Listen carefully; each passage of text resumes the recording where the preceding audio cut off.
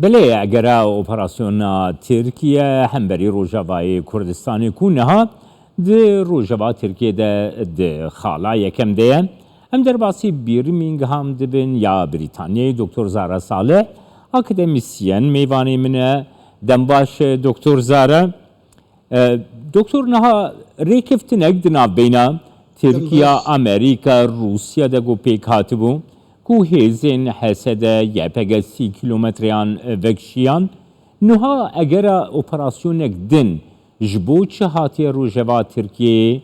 تو چاواد نرخینه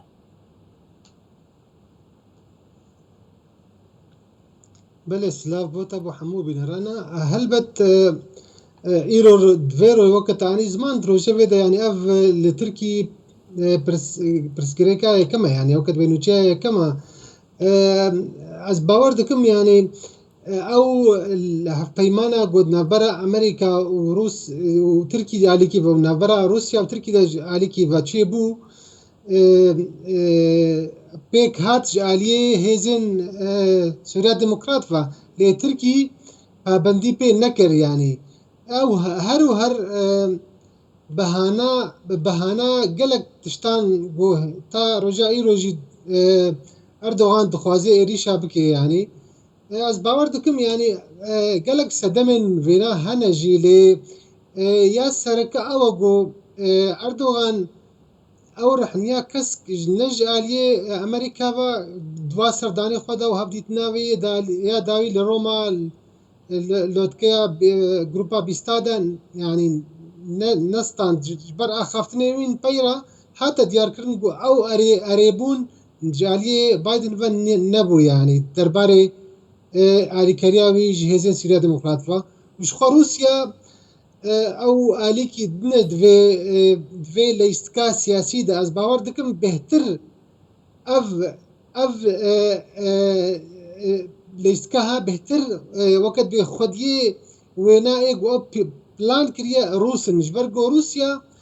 ارمانج دوی استراتیجی هنه گو دخوازه لگل ترکیه بجه ببي يعني يكجي وكاربي يعني تديت نهاد فيت دما داويدا قال لك هزين ايه سر ايراني فا وهزين رجيم لوان دفرين سينوري بهزين اوبوزيسيون ايه بتركي فا كوم كرنا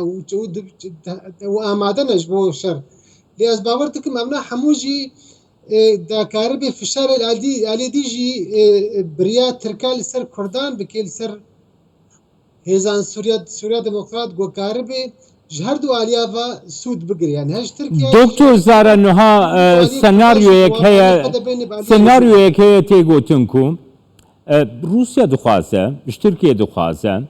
كو ج ادلبي دور بكذا هروها او چک دارین کو نزیکی ترکیه نجی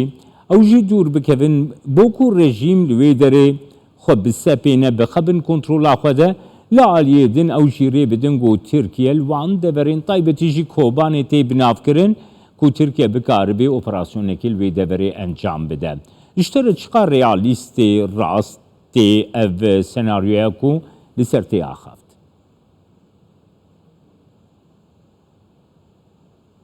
بله يعني سياساتي ده هر تشتكي صديوي نبي يعني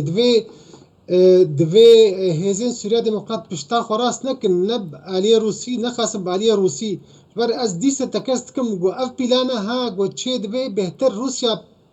الباي وي يعني وندورة جو تشتكي بو وها هبيج برجو ايرو امريكا ترى ذاك باشي نبوي شوية جدي يعني يعني دا خفتنين بنتاغونين دا وزارة درفا بيجين عم دخوازن بالانسا كي شي بك نابرا تركيا وكان داميناتو وكرد وكا علي كرين مد شري داعش دا يعني تشتكي بيجين انه واحد فيتشينابي يعني تيريش الدار ببن لي از باور دكم دوی کرد آماده بن يعني وقت هذا سد آماده بن جوی سيناريو هر يعني او سيناريو دكتور زارا نها ممكنه افتشي دروجفا روسيا وتركيا دبا گر اپراسيون كي تركيا الويدري بيكوره يانجي او سيناريو كو هەسەدە بێ دوورخستن رژیم بکارەبە بە ئاوایەکی هەسانیتر کۆنترۆلی li ser wan deveran bike ku niha dibin kontrola rêveberiya xwe serdene. Tiştekî wisa dikarê li ser erdê pêk were? بله وەک گەڤامانی زمان و پیلان رووسیا استراتیجیا وی سەرەکە گۆ هەموو دەڤەرێن سووری بکەوێ بن کۆنترۆلا رژیمێدا یانی یا رووسیادا ئەو دەڤەرێن گۆ دبن دەسەلاتداریە هێزی سووریا دموکراتە ینی ئەمریکا وێ دەڤەرەیە بڤان دەحفدانە تورکیا ji aliyê Rûsya ve gefan didê wê êrişekê bike Rûsya dixwaze hem rêveberiya xwe ser vegerê cem wana vegerê cem rejîmê bi wan şert û mercên Rûsî ya didiwe ew deverên goberê yani wekin hat anî ziman li Kobanê bê wela in Îsa bê ev dever Rûsya dixwaze bixê bin kontrola xwe da tiştê herî sereket vir de ê got diyara Rûsya ticarî rê nade Tirkiye yan jî hêzên opozisyonê milîsyayê got bikevne wan devera da ji ber armanca Rûsya vir de gon yani çima ev qa hêzên rejîmê û ê xwe jî hazir kirin li wê deverê biçekên Rûsî heta balafirên leşkerî li metarê qamişlo balafira qamişlo jî amadekirine li wan deverê dîtir ev armanca Rûsya jî ye got hêzên Sûriya Demokrat gava got bibîn êrişin yan jî dest êrişekê çêbû hêzên Sûriya Demokrat wan devera radestî Rûsya û rejîmê bikin. Doktor Zara her wiha Doktor Zara hin şirovekar dibêjin ku di nav peyê de hin alî hene ê ku ji diyaloga Kurdî zêdetir dixwazin peywendiya xwe bi rejîmê re germ bikin dixwazin berê xwe dîse bidin Şamê heta dibêjin ku em niha divê hewl bidin projeyeke demokratîk û Şam jî jê razî be pêk were em amade ne ku çareserî li Şamê bê çareserî ne li Cenevê bê ne li paytextên din be yani ji diyaloga Kurdî zêdetir li gel rejîmê nêzîkahî didine pêş di wê derbarê de dîtina te çi ye Doktor Zara?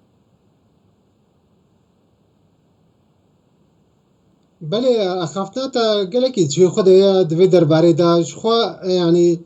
du alî hene hindirwê hêzên Sûriya Demokrat de yan jî di nava rêveberiyê de ya nava PYD de got alîk jê heye ê got bêhtir dixwaze ew pêwendiyên li gel rejîma Îranê vegerin weke berê û yanî axaftinên hin sirkirdeyên wa de rêveberiyê de hate diyarkirin got ew dixwazin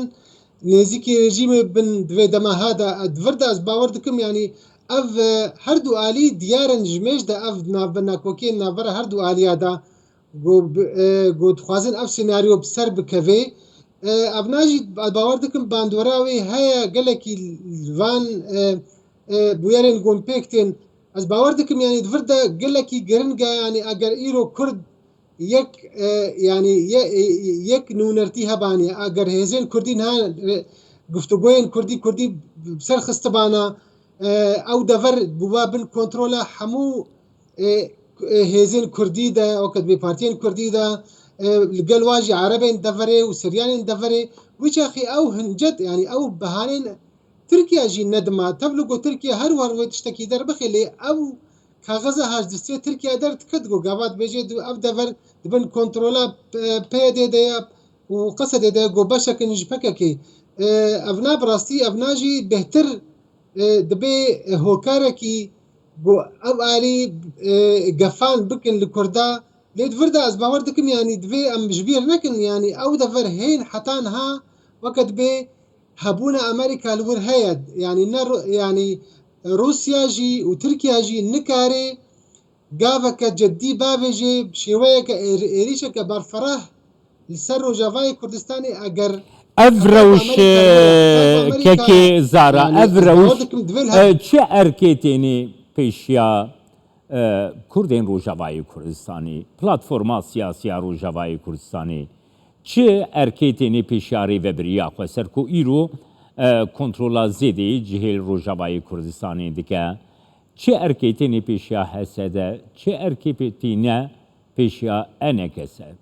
نرخاندنا تدوی درباره ده چیه دکتر سر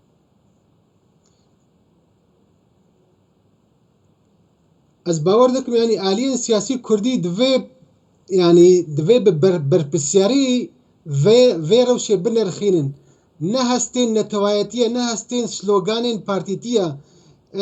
نمونه عفرینه نمونه سریکانیه و گره سپی گره خوشکل داره یعنی دوی او نمونه نوی دوباره کرن دوی خوینا ملتی کرد خاکا ملتی کرد نبي قربان جوان سياسة هن آلين سياسية يعني آلين بارتيتيفا براستيجي يعني إيرو برسغريكا كردي هبونا كردي مترسية كمزندية يعني أف برساها يعني براستي دوي خوشك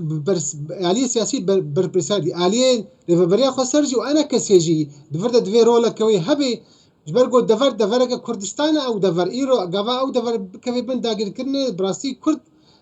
يعني كرد تشتكي وانا من يعني هكا نا تركي جي بي وي ريجيم فقري دفرد از باور دكم اگا كرد خوشك بوقت بسياستك برفرساري ما يزم شافك نرينك نتوي دفي زو فاقفتو گویا داوی بخبن و نونرتیا که هفاش درخن و بیجن اف دفرد بن کنترولا دفر کرده ده يعني نه علیکی سیاسی نه تنی پیاده و ریفبریا خسره افناجی براستی هنه کی درنگت کوي الگوری بویرین روزانه يعني ایرو آلین سیاسی هر یکی وقت بل تنبوره که تخیاز باور دکم افناجی نه جهه مخابینیه گو کرد ایرو دنیا خراب و دلوا دفرة يعني جهانا روجفا ما دردوري يعني حمو برزغريك و بيلانسر كردايا لكرد هند وانا كوكي خي بشوك دنا ونكان بربرسياري نخاسم دفردا بهتر بربرسياري تي سر هيزي سورة دمخاب ريفابريا خسر قو نب وكان هاتا خافتنا بربرسي ويدا قو بيجي امي بتناخوا دجي هيزين تركا ابنا نا خافتنا افتني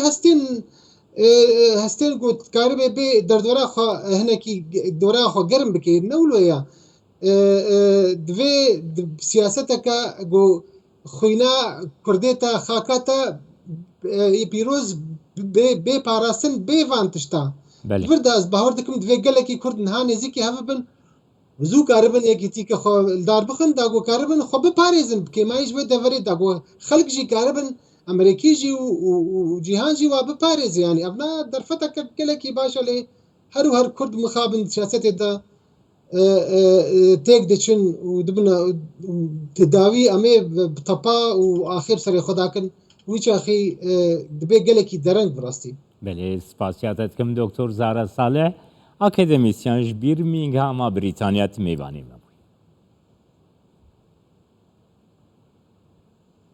سپاس بوجي